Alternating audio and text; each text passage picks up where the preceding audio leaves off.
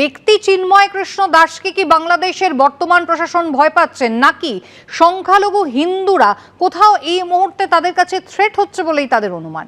হ্যাঁ, দেখুন, এখন যারা রুলিং ডিসপেন্সেশন আছে তাদের কাছে সবচেয়ে বড় ভয় যে সংখ্যালঘুরা একটা নেতা খুঁজে পেয়েছে। বহুদিন পরে একজন নেতা এসে হাজির হয়েছেন, যাকে দেখে, যার কথা শুনে লাখো লাখো মানুষ, চিন্ময়ী তো বললেন, রবীন্দ্র ঘোষ কোথায় বললেন যে চট্টগ্রামে এবং রংপুরে ব্যাপক ভিড় হয়েছে। এই ধরনের সমাবেশ ওখানকার হিন্দুরা আগে কোনোদিন করেনি, এবং এই মানুষটার মনে কোনো একটা শক্তি আছে, নেতৃত্ব দেওয়ার জায়গা আছে, যেটা আগে এতকাল হিন্দুরা সেখানে পায়নি। সুতরাং এই লোকটাকেই ধরতে হবে। এই লোকটাকে যদি জেলে পুড়িয়ে দেওয়া যায় তাহলে হয়তো হিন্দুরা একেবারে মানে আর দাঁড়া মাটির উপর পা ফেলতে পারবে, এই একটা ধারণা ওনাদের তৈরি করেছিল। কিছুটা তো সফল। দেখুন, উনি যতদিন জেলে আছেন আমরা সেই সনাতনীদের কোনো সে আন্দোলন এখনো দেখছি না। মানুষ পথে ঘাটে সেভাবে নামেনি, বা ভয় নিশ্চয়ই পাচ্ছে, ভয়ের একটা বড় বাতাবরণ আছে, কিন্তু ভয়কে জয় করে এগিয়ে আসাই তো জীবনের লক্ষ্য।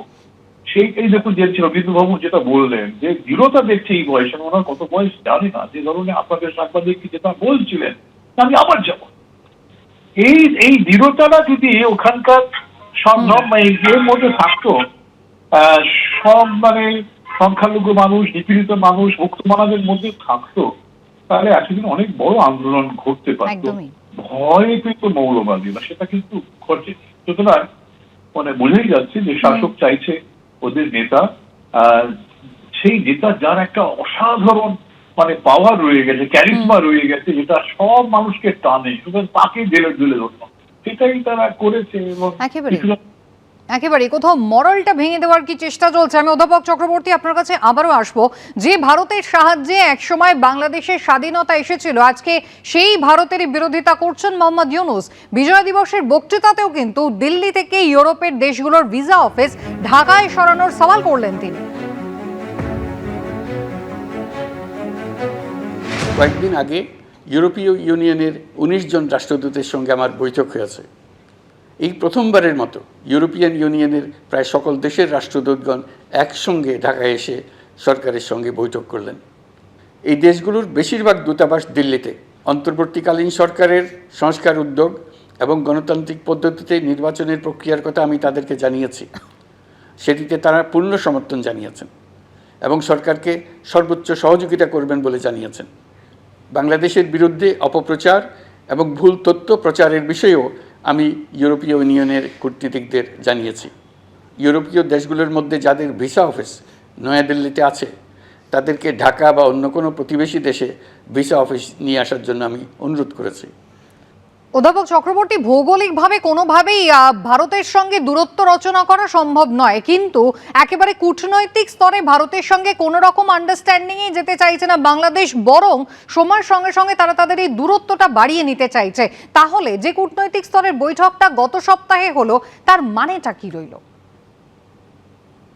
হ্যাঁ, দেখুন, সেখানে কিন্তু খুব একটা কিছু বলেন যে তোমাদেরকে এই করতে হবে, হাসিনাকে ফেরত দিতে হবে, সেটাও কিন্তু বলে, বুঝেছেন।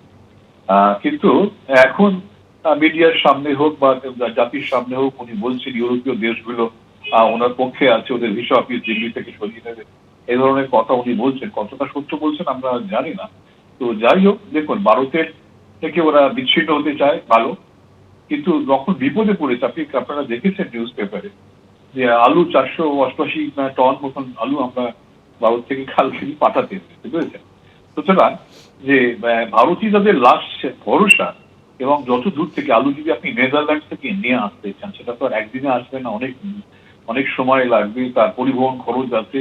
আলু যে দামে মানুষ পেত ভারত থেকে গেলে, অন্য দেশ থেকে আনতে গেলে তো খরচা হবে, সময় দাম বেড়ে যাবে। সুতরাং যে সহজ পথটা ছিল, উনি অদ্ভুত ভাবে সহজ পথটা বন্ধ করে একটা কঠিন জটিল পথের মধ্যে যেতে চাইছে।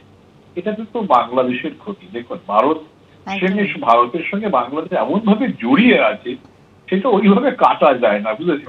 অদ্ভুত পাগলামি করছেন, তার সঙ্গে মৌলবাদীরা তো রয়েছে। একদম আপনার এই জায়গাটা থেকেই অধ্যাপক চক্রবর্তী আমি আবারও ফিরবো।